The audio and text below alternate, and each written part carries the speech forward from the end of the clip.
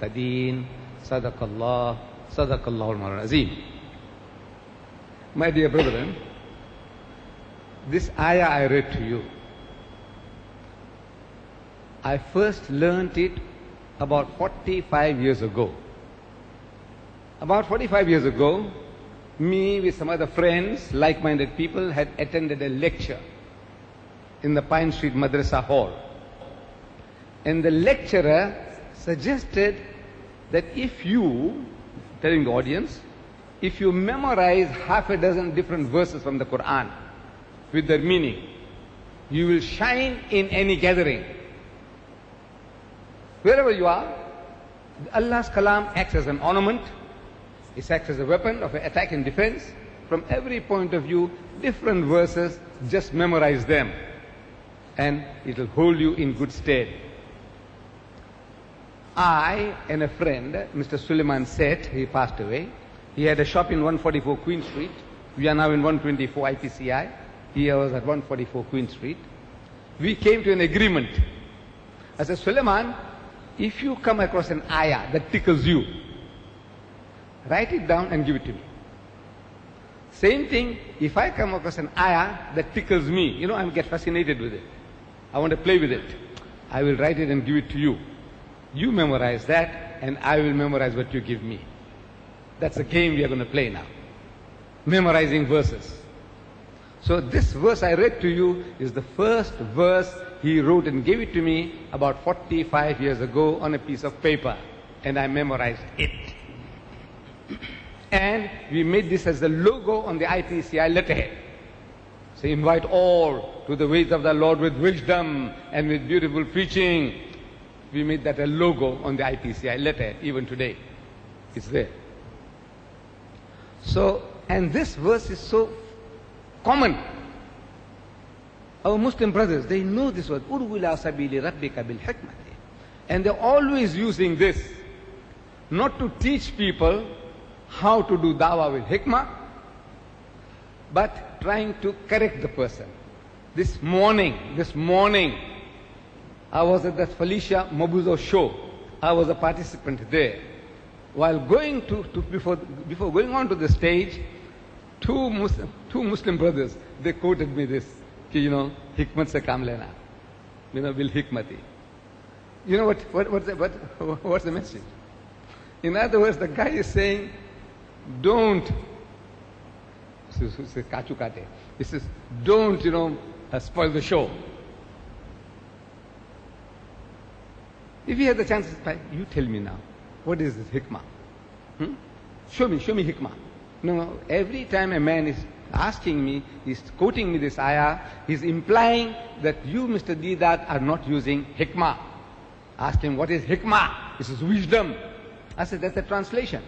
I want you to show me wisdom. How? How do you implement these words? Bankrupt.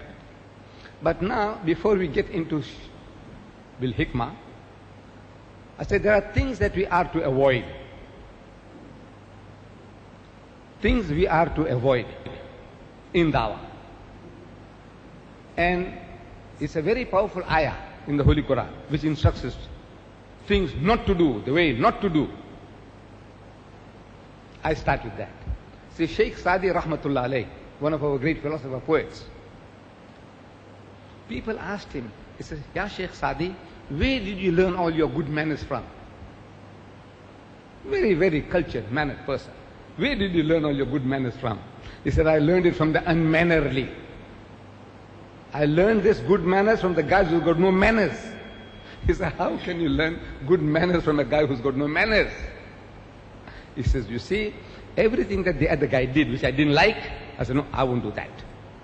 Eliminate from my life. You behave like this is how you talk? Brawling, shouting, pushing things down. I won't do that. Everything I see in somebody that I don't like, I said, I won't do that.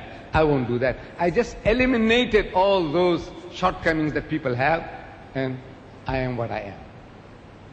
So, getting rid of. And we in Islam, when a person accepts Islam, we are born Muslim, most of us, I take it, we are all Muslims. But when a person accepts Islam, we make him to read the Shahada, the Kalima. And how does it start? How does the kalima start? La ilaha. You start with la. You know what's la? No. There is no ilaha. There is no object of worship. Illallah, except Allah. The most powerful word in any language. La. No. Nie. In any language, this word no is a very, very most powerful word in every language on earth. Once a person says no, you have to move heaven and earth to make him to say yes. Do you know that? In salesmanship they teach us. See to it that when you go to sell something to the shopkeeper, the traveling salesman, don't allow the guy to say no. Don't reach that, let him not reach that stage. Once he says no, now to persuade him to say yes. You want to marry somebody's daughter. And as soon as they say, look, I want to marry your daughter, he says, no. Finish.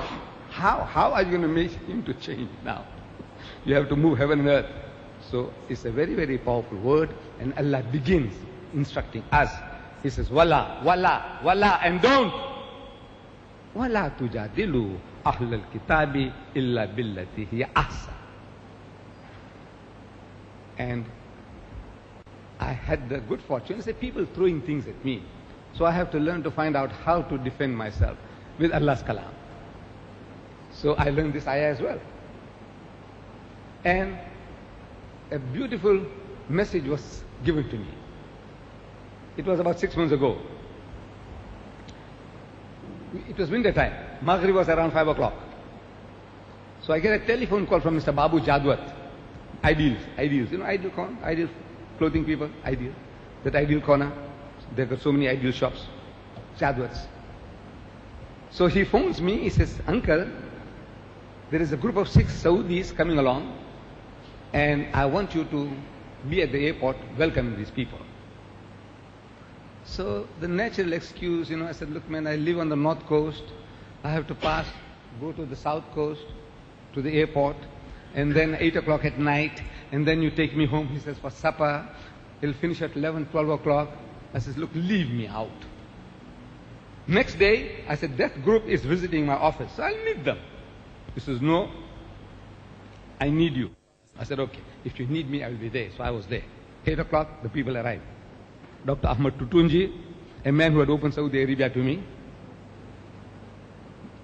The Imam of the Al-Raji Masjid. Al-Raji is a very rich man. He's got banks in Saudi Arabia.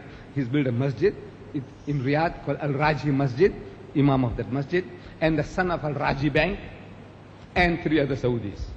So we met them, welcomed them, and went to Mr. Babu Jadwat's house somewhere in Sydenham. Big house, big palace. We went there. And when we arrived there were about 50 people there, because it was dinner. If there was dinner or lunch here, we would have had the hall filled. No, you see. So there were about 50 people there.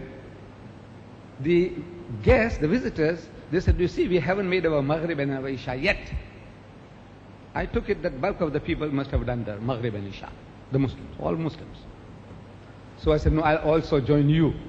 So I joined the people for Maghrib and Isha. After making wudu and joining them, I said, Allahu Akbar for Maghrib. I said, I already did Maghrib. It was around 5 o'clock Maghrib. So in my mind, from 5 to 8 to 9, it looked like I did Asr. But what can I do? So I remained behind the Imam, and you are allowed in Islam. You can carry on, you can make your niyyah for any salat behind the Imam. If there's a Jamaat standing, and if you want to add 2 more of your own, you can make any niyyah and join behind the Imam. So I joined behind the Imam with that Saudi group.